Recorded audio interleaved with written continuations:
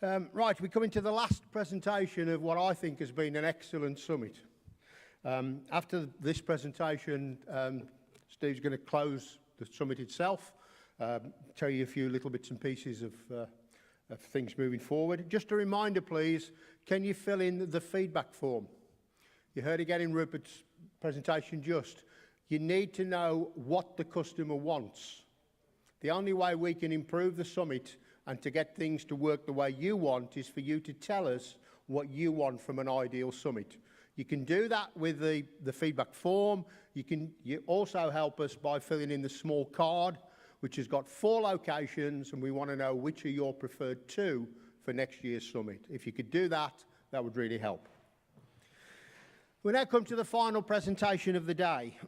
Now, this has been co-authored by Aiden Short, who's going to do the presentation, and Martin Biegor, who I've known for probably 20 years now. And Martin has done loads of work around the world. So Aiden is going to tell you about a project in Syria. Aiden's the director of Urban Resilience Platform, and he's going to discuss and tell us about demolition and debris management within Syria. Aiden himself has got extensive post-disaster and post-conflict waste and debris management experience from the Haiti earthquake in 2010, with ongoing projects in Syria, Iraq and Turkey.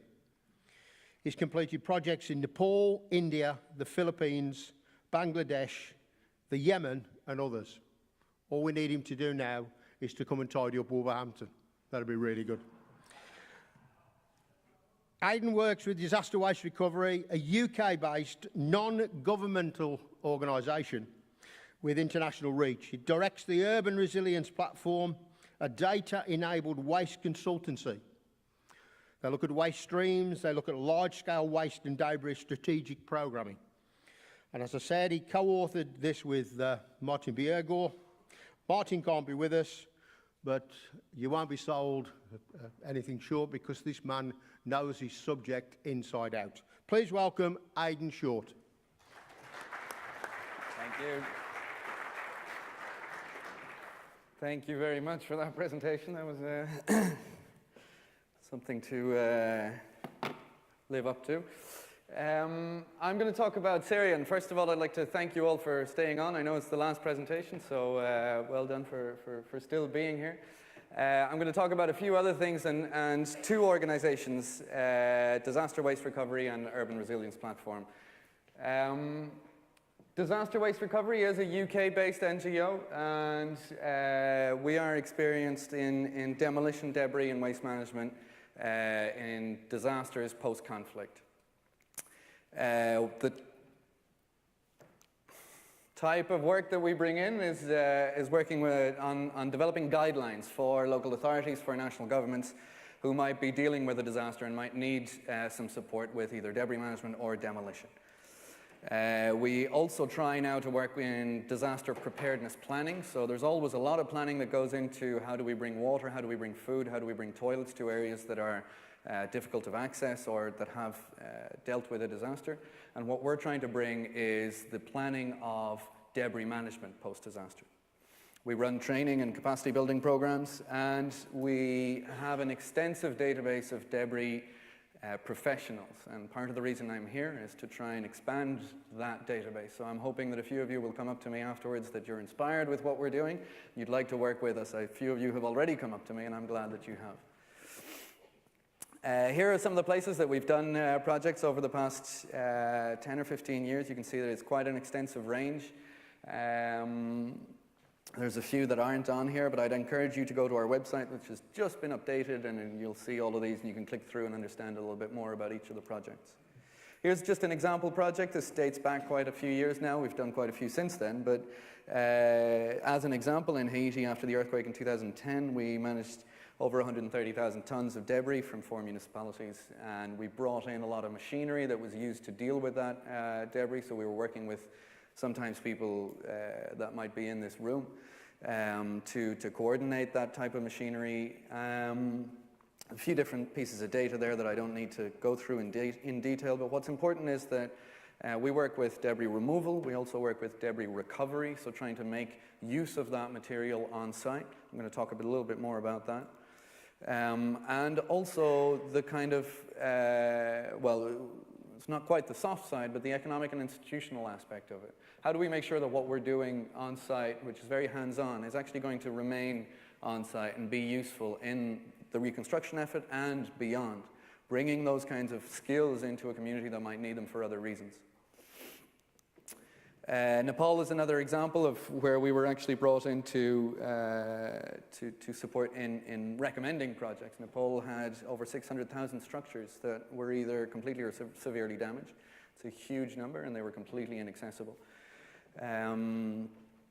Safety of those structures is a key concern. Actually getting to them and getting people to work on them was very difficult. They're in very remote areas of the Himalayas. And some of the projects that we recommended were for safety awareness, training of trainers, bringing some skills into the communities that are going to be needed. It's a lot more difficult than we planned, and it's difficult to encourage the funders to put the money in the right places. But these are some of the things that we were able to propose. These are projects that we implemented directly, and you'll see here these are. This is in a town called Chautara, which is on the way into the rest of Sindhupalchok, and it's the only road into the rest of the Himalayas where many affected people were there. And the road was had these structures all along it in the main town, and they were structures between 3 and 6 stories, and there were at least 80 of them that required demolition. And it was absolutely essential to get this done quickly, because that is the only road to the affected people who are further on into the hills. So demolition was a key life-saving element in this project, because it opened up the area for other more traditional humanitarian work to actually happen. Had to be done in low-tech manners and still remain safe. Wasn't very easy, but somehow it happened. We'll come back in a little bit more detail on Nepal. The Urban Resilience Platform is a data-enabled waste consultancy, and I'm based in Paris and I direct it. And in a sense, it's a little bit of a spin-off of DWR. We focus on large-scale debris and C&D waste planning exercises. We have extensive experience in post-disaster work, and we've been working with DWR in a lot of that work. But what we bring is an optioneering approach to debris planning. So I'll go through some of these examples on Aleppo in Syria, and it'll give you an idea of what it is that we do. But I like the modeling presentation this morning, which was talking about what if we do this, and you were on a very detailed building structure. We're talking much more on a citywide structure. If we put a crusher in place here, how much time are we going to save over the next 5 years? If we bring 10 crushers in, or if we increase our fleet of 100 trucks to 300 trucks, how much time are we going to save? How much extra is it going to cost over the whole course of the reconstruction and the debris movement?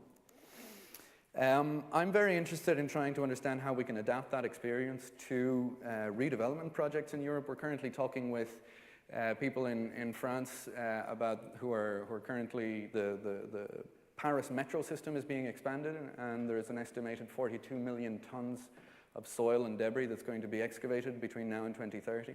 So actually understanding how to manage that soil, where to bring it, all the different options that are available and their various costs and benefits is a very interesting thing to try and model. And we do all of this based on an understanding of what we call big data and spatial analytics. So it's all about bringing what we believe is today's technology into a world that is maybe moving a little bit slowly into the 21st century. So Syria, what have we done in Syria? We've done damage assessments for Aleppo and Homs with debris management optioneering, and I'm going to give you the results of those in a minute. We've established procedures and best practice that have been shared with UNDP, which is a UN organization, UN agency, who are supporting various parts of the government structures that are there in putting in place safe demolition procedures. We've trained them and various ministries on those methodologies. And we've implemented debris recycling directly by procuring and importing 8 crushers into Homs, and they are today operating. We've also helped them develop a legal framework, and this is essential usually in these kinds of places, is to understand how are you able to force a demolition to happen if it's causing danger to others around, and if it's very difficult to find out who the owner is and where they are and what their wills or likes might be.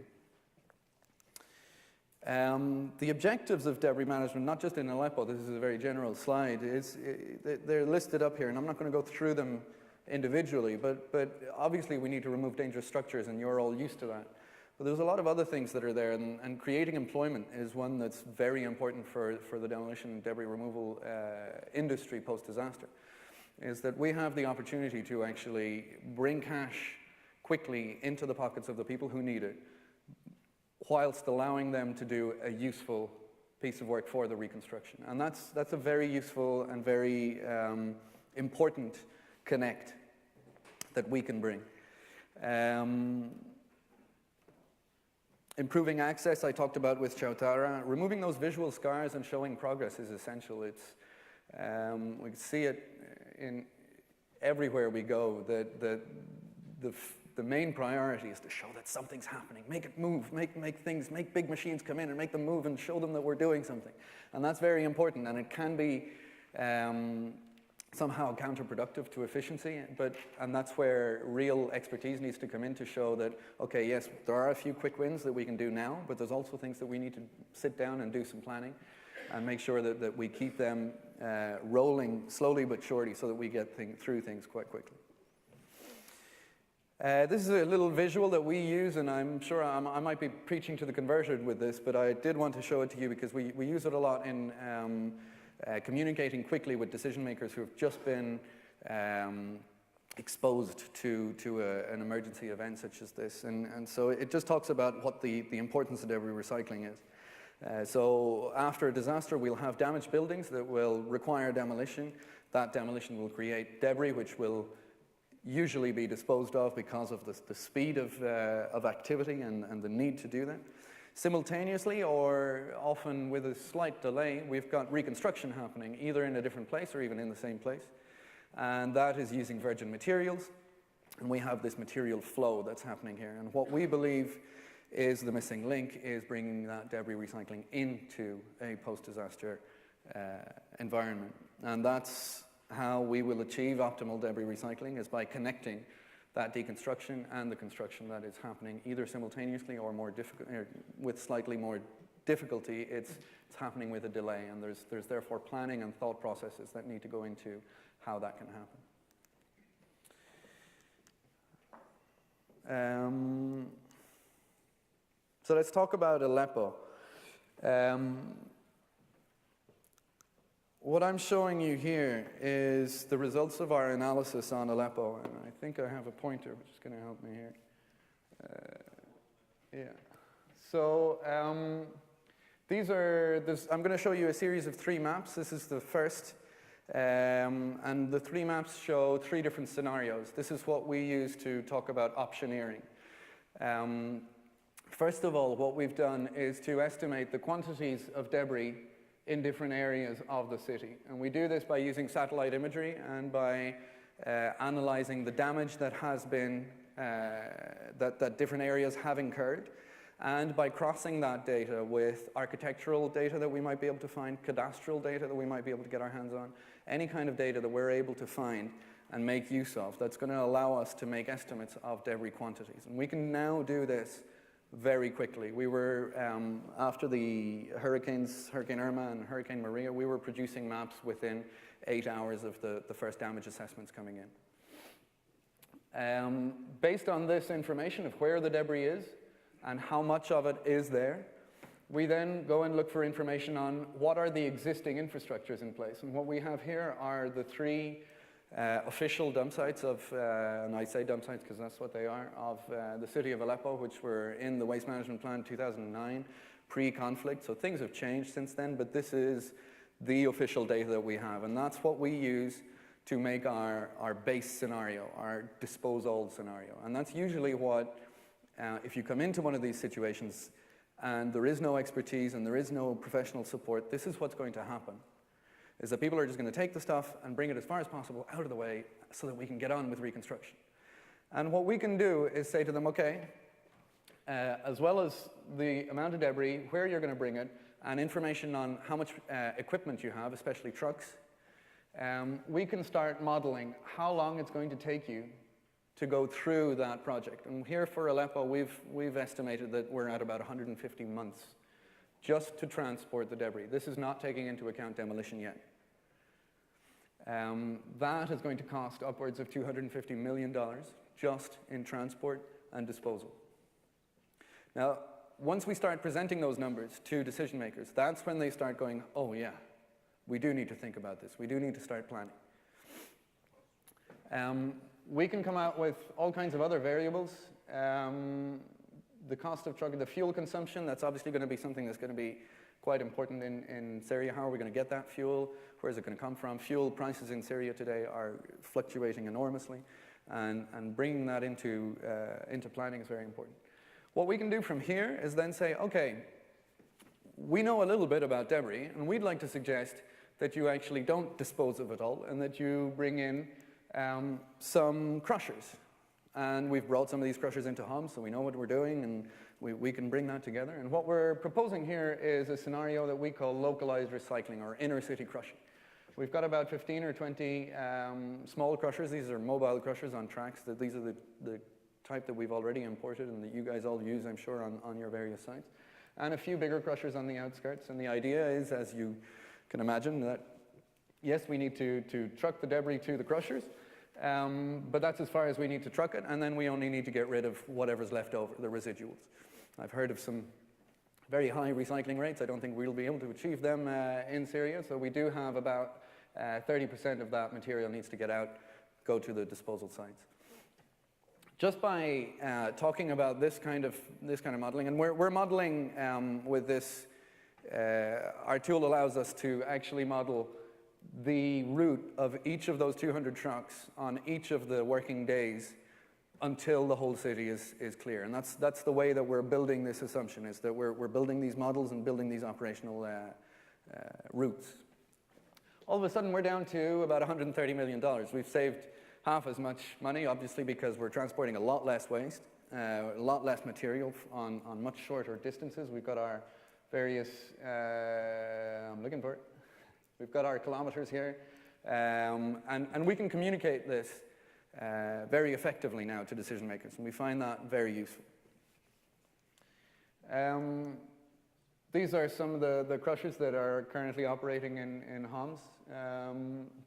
Were imported through our various projects. You can't quite see their logo, but that's UNDP logo there. That's the group the UN agency we're working with. This is a third scenario, and we presented 3 scenarios to them because we felt that was the bandwidth that they had to actually take those into account. But the power of the tools that we're building is that we can make as many scenarios as you're ready to listen to.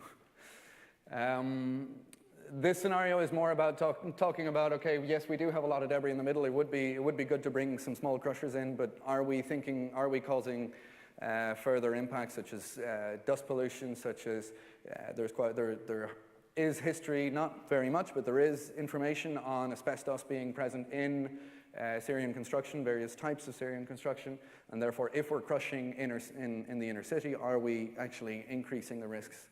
And we can compare still the costs, and we can bring in other variables. Actually, I think I have a slide comparing. These are some of the larger crushers. These are the ones that we brought into Haiti. And then we can start talking about, okay, it's one thing crushing the material and using it for road base on site, but and saving that money from or the cost and efficiency that you're not bringing waste out to the dump sites anymore. But at the same time, if we've got about 15 million tons of debris in Aleppo today, it's quite a safe assumption that at least as much material is actually going to have to be brought back in if reconstruction is going to happen. And therefore, this is a material that we're saving as well. And that's where we'd like to keep on bringing our analysis, is in actually comparing what we're saving by keeping the debris on site as compared to what we would have been bringing in from outside. And further analysis that we'd like to be doing is a more detailed analysis of each of these quarries, what their capacity is to provide over the next 5-10 years to provide the types of material that are needed for reconstruction, and how we might be able to support in ensuring that capacity is met. This is what I was hoping to show you earlier. We can then compare each of these scenarios based on different variables. And what I want to talk about here is that success criteria in post-disaster and post-conflict is often very different. It's quite easy as a demolition, well, no, I wouldn't say that, but it's quite clear as a demolition contractor what the success criteria of your demolition project in the UK is, because it's in the contract. Usually when you come into these kinds of areas, it's not exactly clear what people need, and that's what we try to extract. Do you want your recovery and reconstruction to be the fastest possible? Do you want it to be the cheapest possible? Do you want it to be the most environmentally sound? Usually people will say they want all of them, but communicating that there is some kind of a balance that needs to be gained is what's important. That's what these tools help us to do.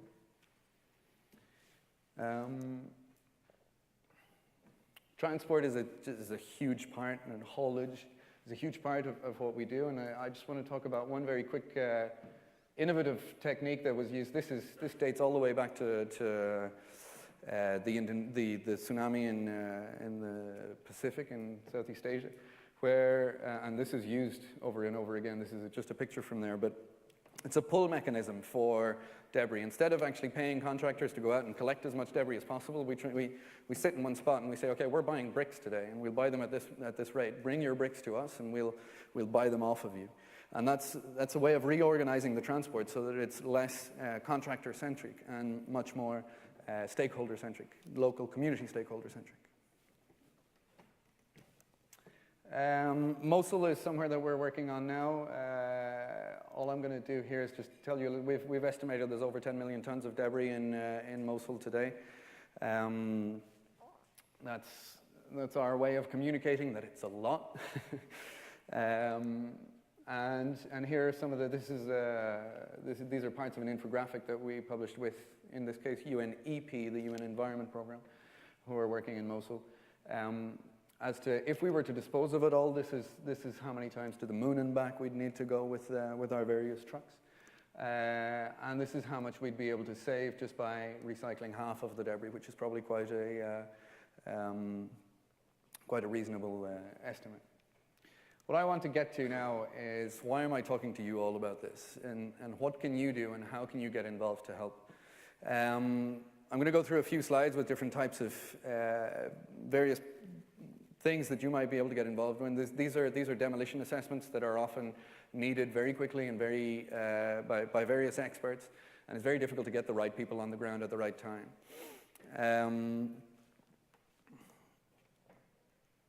Safety is a key issue, and bringing in people who have experience of working with unexploded ordnance or bringing protocols of unexploded ordnance into debris management programs is hugely effective. This is an example from Syria on liability, where the liability of the safety of the workers remains with the contractor, and that's legislation that you need to be, if you're working in these areas, you need to be working under, quite natural causes. We heard about some cultural buildings and some of the mills that are being demolished in the US. That's experience that's very valuable. In Aleppo, we're now working with UNESCO, who are trying to evaluate the impact of the crisis on old Aleppo, the ancient city of Aleppo, and how in the demolition or in the rendering safe of that area, we're going to be able to try and maintain as much as possible the cultural heritage that's there and that has been damaged, but that can be somehow recovered. This is a picture of Chris Rogers, who was working with us in Nepal and was supporting us with those demolition images that I was showing you earlier. He came and supported not only with that direct demolition of those 80 or so structures on the road to Chautara, but also in supporting with training people on the ground. And one thing that I always wish I could do better is, and it's something that we really try to do, is make sure that when we do deploy, we don't have to deploy again, because actually the skills that we've brought in this time at expense and with great difficulty are skills that we've left on site. And that's really something it's very difficult to do. It's difficult to get funding for, but it's something that we're quite passionate about. These are some of the types. This is a training that was developed by Gabor, who was on loan to us from Coleman. So thank you very much for that. And he was in Nepal and put together a training manual on how to take down structures, unsafe structures, with locally available equipment. So some various, I'm not a demolition expert myself, but some different types of pulling techniques and easy to use techniques. Demolition planning is something that's always very difficult to do, and that's something that we can call on your expertise to come and support with. And just a couple of images. These are images from directly from Syria. We're looking at ways where your expertise can come in and support. There's always real difficulty in understanding cadastral information. Who actually owns what part of what building, and what are we allowed and not allowed to do. So we'll often come into considerations where we might actually need to protect this party wall just to deal with, while we're dealing with all of this debris here. Explosive demolition. I was talking to some of you today who've done some explosive demolition in post-disaster areas. It's often needed, and those skills are essential to bring into the right places. And speed is often of the essence. Getting this down before people start returning, and I would nearly say that we're already too late because we haven't brought this down yet, is absolutely essential. So those are just some ideas of how you can help. I'm hoping some of you will come up to me and talk to us about what it is that you think you can support with. But that's all I have for you today. We've got a few minutes for questions, which I hope you'll have. Yeah? Aiden, I wonder, with the need for crushers in such a huge volume of concrete material, do you crush primarily just to reduce the volume for easy transport, or do you crush with having a plan in mind to reuse that as a finished recycled product? In the example I showed you of Aleppo, what we did was to limit the amount of product that we would be able to use based on the damage to road infrastructure within a radius of 20 kilometers, I believe. So we crush with the idea of reusing. We crush with the idea of making sure that this is no longer a cost, but a no-cost product. So what we've estimated in those costs that you saw, in the first scenario, we're actually having to pay for that material to be brought to a site, whereas in the second or third scenarios, we're only paying for it to be brought to the crusher, which is a lot closer, and then we are not only assuming, but these are assumptions that we've tested on the ground, that people are ready to come and pick up this material from there to go and use it in subbase. So we're crushing with the objective of using as non-structural recycled material, usually in subbase. And we limit we cap that based on a real assessment of the damage to roads and therefore the need for reconstruction. And have you looked at some sort of holistic type view of how that material could be used in a non-structural area, like berms, landscaping features, future build-out of communities, to have a more focused purpose of where that's going to go, and how to minimize handling and transportation and maximize usefulness? So for Aleppo in particular, we haven't, but that is something that we usually support local authorities with, in actually trying to understand, once we get on the ground, if we can get on the ground, is to understand what's in the material, what could it be used for, but in particular, what could it be used for in your area, because there's no point in trying to, there's always great ideas of upcycling and great products that you can create with these things, but what you can sell in Aleppo is different to what you can sell in Homs. So we make sure that we get an understanding of what the market is in the local area, and try to make sure that the material that's coming out of the debris is processed or changed to meet those market requirements. So we don't have very general responses to that. So the $1 million question, who's paying for all this? You. No, most of this work, the work that we do is usually commissioned by the UN or the World Bank. In some cases, it's also commissioned by large NGOs, such as the CARES, the Oxfams, the Action Against Hunger. But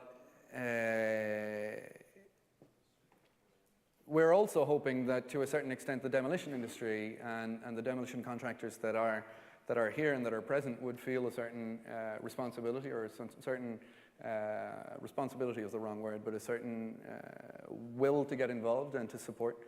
So we're open to suggestions of new funding streams.